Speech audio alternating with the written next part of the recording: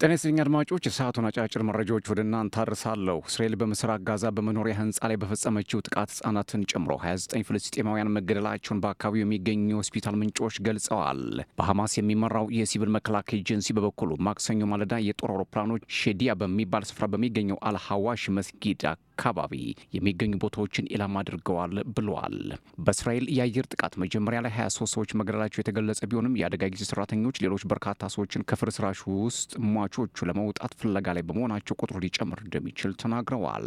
አጠቃላይ የሟቾች ቁጥር በይፋ ሳይገለጽ 15 አስክሬኖች መገኘታቸውም ይፋ ሆኗል። የእስራኤል ጦር በአካባቢው ጥቃቶችን በማቀድና በማስፈጸም ኃላፊነት ያለውን ከፍተኛ የሐማስ መሪ አሸባሪ መትቻለሁ እያለ ነው። በሰላማዊ ሰዎች ላይ የሚደርሰውን ጉዳት ለመከላከል ኢላማቸውን ለይተው የሚመቱ የጦር መሳሪያዎችን ከመጠቀም ጀምሮ በርካታ እርምጃዎች ተወስደዋል ሲልም ገልጿል። የእስራኤል ጦር ወታደራዊ ቡድኑ ሐማስ ሆን ብሎ ሰላማዊ ሰዎችን እንደ ጋሻ ይጠቀማል በማለት ሐማስን በዓለም አቀፍ ሕግ ጥሰትም ከሶታል።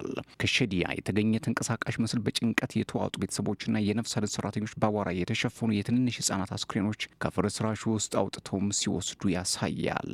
ሌላው መረጃ በማይናማር የሳይበር ወንጀል ካምፖች በግዳጅ ሲሰሩ የቆዩና አሁን ላይ ከካምፖቹ ወጥተው በታጣቂዎች ቁጥጥር ስር የሚገኙ ኢትዮጵያውያን ሴቶች ወሲባዊ ትንኮሳ እየደረሰባቸው እንደሆነ ተናግረዋል። ታይላንድ ስራ አለ በሚል ተታለው ከሀገራቸው እንደወጡ የሚገልጹት እነዚህ ሴቶች ወደ ማይናማር ተወስደው በሳይበር የወንጀል ካምፖች ውስጥ በግዳጅ ሲሰሩ መቆየታቸውንም ይናገራሉ።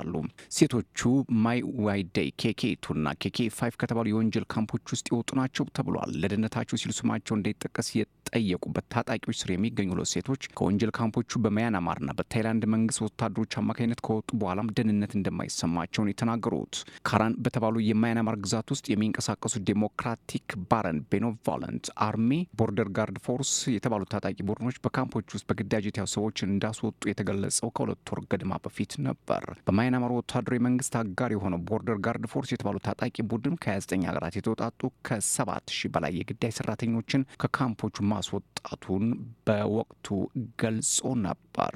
ከነዚህ መካከል ከ800 በላይ የሚሆኑት ኢትዮጵያውያን በእነዚህ ሁለት ታጣቂ እጆች ላይ እንደሚገኙ በታይላንድ ያለው የእርዳታ ድርጅት ምንጮች ተናግረዋል። ሌላው መረጃም የዩክሬን ፕሬዚደንት ቮሎዲሚር ዜሌንስኪ በዩክሬን ቢያንስ 155 የቻይና ዜጎች ከሩሲያ ጦር ጎን ተሰልፈው እየወጉኝ ነው ሲሉ ተደምጠዋል። የፕሬዚዳንቱ ይህ አስተያየት የተሰማው በዚህ ሳምንት መጀመሪያ ላይ 2 ቻይናውያን ወታደሮች በዩክሬን ከተያዙ በኋላ ነው። ይህ ቻይና ለሩሲያ የሰው ኃይል ትሰጣለች የሚለው የኪየቭ ይፋዊ ውንጀላ ለመጀመሪያ ጊዜ የተሰማ ነውም ተብሏል።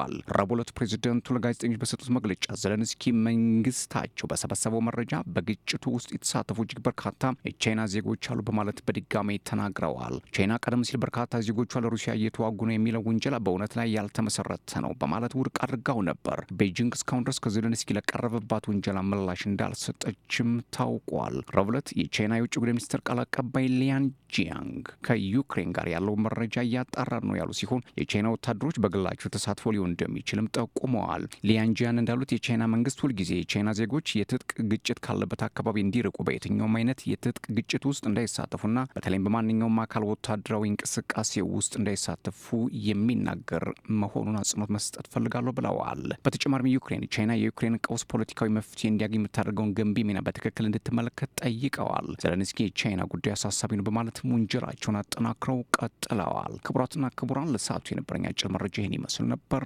ሰላም።